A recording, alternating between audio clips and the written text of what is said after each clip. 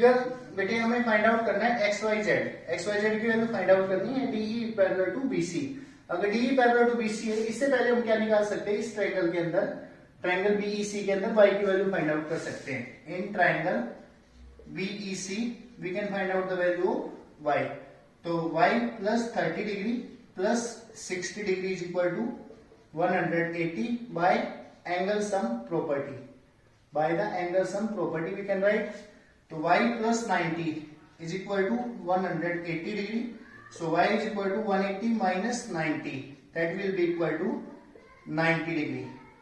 हम y की value यहां से फाइंड आउट कर चुके हैं और DE is parallel to BC है। DE is parallel to BC बेटे, DE इस तरह से पैरेलल है हमारे पास, इस तरह से पैरेलल है, तो हम क्या कर सकते हैं, ये एंगल और ये एंगल क्या होंगे, आपस में कोरस्पॉन्डिंग एंगल्स होंगे। तो इसका मतलब angle C will be equal to angle E, means y is equal to 90 है, तो ये भी क्या होगा, एंगल E 90 होगा। कैसे, DE is parallel to BC, DE is parallel to BC and AC is a transversal, AC is a transversal, जैसा कि हमने लिखा है यहाँ पे। तो इसका मतलब angle E is equal to angle E is equal to angle C, angle E is equal to angle C, angle E is equal to angle C equal, okay, by corresponding angles.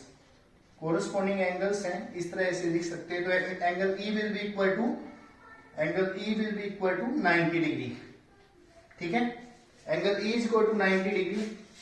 अब देखो इस triangle के अंदर हम सबसे पहले क्या find out कर सकते हैं, हम सबसे पहले फाइंड आउट कर सकते हैं बेटे x की वैल्यू, ट्राइंगल ADE के अंदर, इन ट्राइंगल ADE क्या लिख सकते हैं, देखो angle x plus 70 degree plus 90 degree is equal to 180 by angle sum property लिख सकते हैं। तो x plus 160 is equal to 180 degree, x is equal to 180 minus 160, that is equal to 20 degree. Okay, now after this ये हमारे पास कितना आ जाता है 20 degree. हमें वैल्यू फाइंड आउट करनी है बेटे इसकी, z की वैल्यू फाइंड आउट करनी है।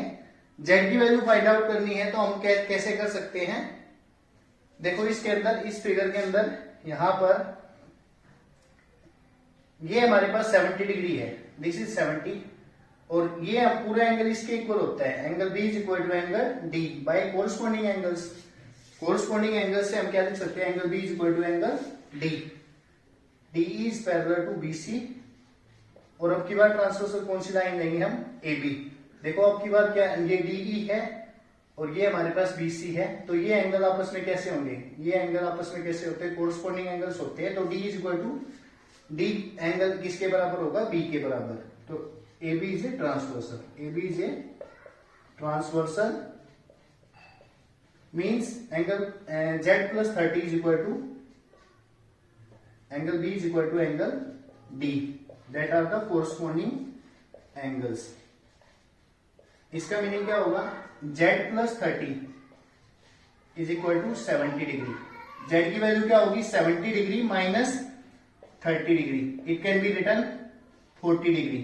सो value of z is equal to 40 degree. हमने तीनों की एक वैल्यू निकाल चुके हैं, y की वैल्यू 90 है, x की वैल्यू 20 और z की वैल्यू कितनी है 40 डिग्री। ओके